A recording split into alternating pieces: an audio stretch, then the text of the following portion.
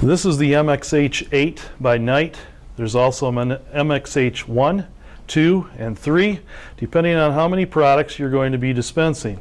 This particular unit here, the MXH8, is allowed to dispense 8 different products. You could have 4 on the left, 4 on the right. This is designed for mop bucket use. That's why it has the longer hose on it. And this one is designed for spray bottle use, for filling spray bottles.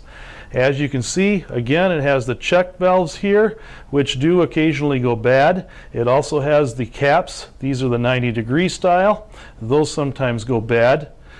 But in general, it's very easy to work on. To remove the cover, all you do is grab a hold of this and pull it off. Now when you do that, to put it back on, make sure that the knob is positioned in the same exact fashion that it came off. Because inside, it is keyed, and there is a small little groove cut in here that has to meet up with where the knob attaches here. You can see there are some metering tips here to control the amount of product that goes in, and normally there would be some down here at the bottom as well, which would also control how much product we're putting into the E-gap before it goes out into the mop bucket. This is your E-gap, and it does produce an ability to take the water and mix it with the chemical in a Venturi effect, so that as the water goes through it, it pulls the chemical in and goes into the mop bucket. This is your dispense right here. If this gets pushed in, this is what also controls the ability for this thing to dispense. If you have an issue with it starting to drip or leak, you can pull these 3 screws out with the water shut off, of course, and there's a diaphragm inside there. You clean that diaphragm up or replace it depending on how bad it is. Put it back together, you should be in business. If for some reason it won't pull product, then we need to start looking at, are the metering tips clogged, or is it a possibility that perhaps the E-gap is not functioning as it's supposed to. Once you've made your repairs, the cover goes back on the way that it came off, snaps in place. Now with the water on, if you were to dispense, you could pick whatever product it is that you dispensed. You could push the button in and hold it, or if you're doing a mop bucket and it's going to require a longer hold period for the button, you can push it in and rotate it about an 1/8 turn to the right. It will actually stay in the dispense position until you rotate it back to the left and it comes back out. If you need to clean out the diaphragm for the inlet dispense, you can pull this cap off and unscrew the 3 screws here. They come out fairly quickly and simply.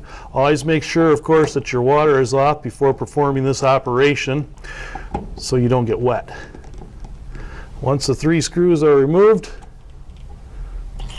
this comes off. There's your orange seal. Clean it or replace it. As you can see, there's scum buildup on there. Clean it or replace it. Put it back in here. And then your diaphragm inside there can easily be removed with a smaller screwdriver. And this can also be cleaned up or replaced. And then the whole thing goes back together again. Just like that. Put your 3 screws back in, put your cover back on, and you are good to go. To change the eductor on here, you take this and twist it about an 1/8 of a turn, and it dislodges from the O-rings up above there. This can then be changed out if need be. It also can be cleaned by taking a pencil, pushing it into the bottom of this, where it will dislodge the sleeve. Inside here, you will also find either a white or a black flow restrictor.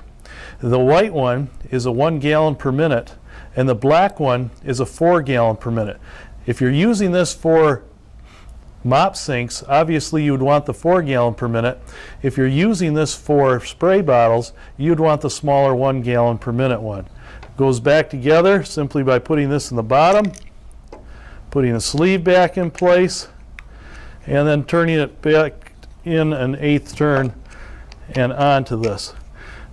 The sleeve inside here, the black sleeve, has had some issues in the past. So if it's not pulling product, it could be the sleeve, or it could be the metering tip here being plugged or clogged.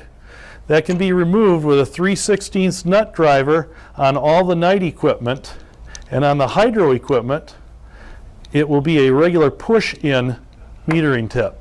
This can then be replaced.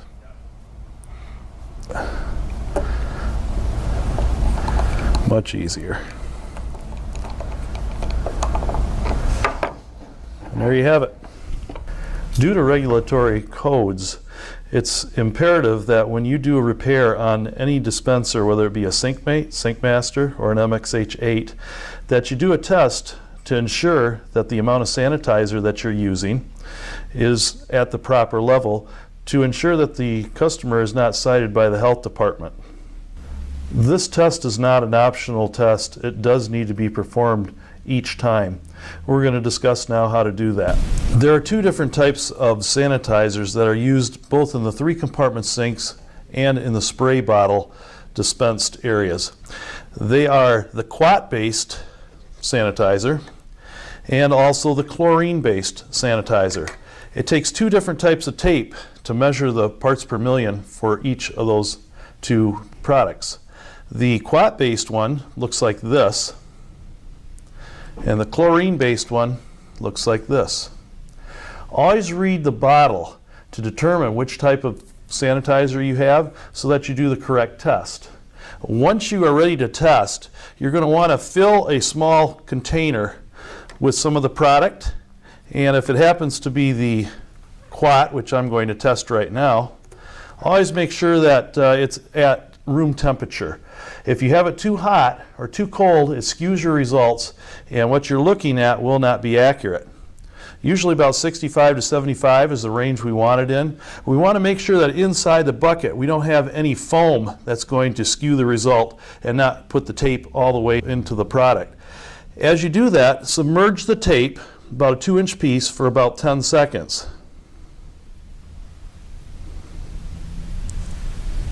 Once the 10 seconds is up, pull the tape out and compare it to the chart on your dispenser.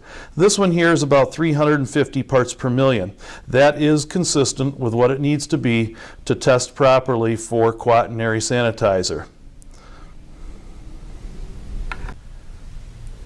Chlorine, which is this test strip here, for chlorine-based sanitizer, needs to be at 100 to 200 parts per million when you measure that in the 3-compartment sink. So you'll do the same test, only you'll be using this dispenser rather than this dispenser.